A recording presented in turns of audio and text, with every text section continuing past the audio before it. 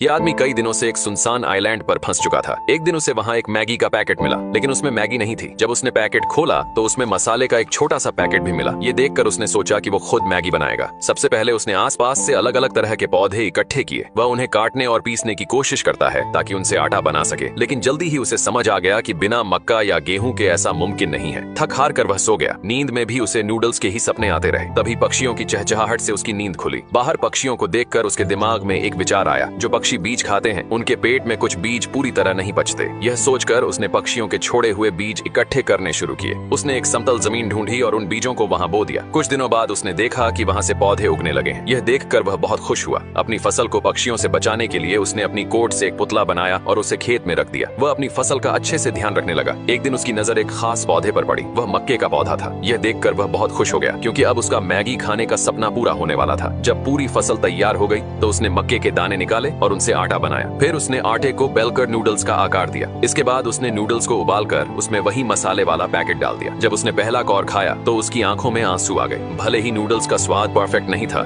लेकिन उसमें उसकी मेहनत और जिंदा रहने की जिद झलक रही थी।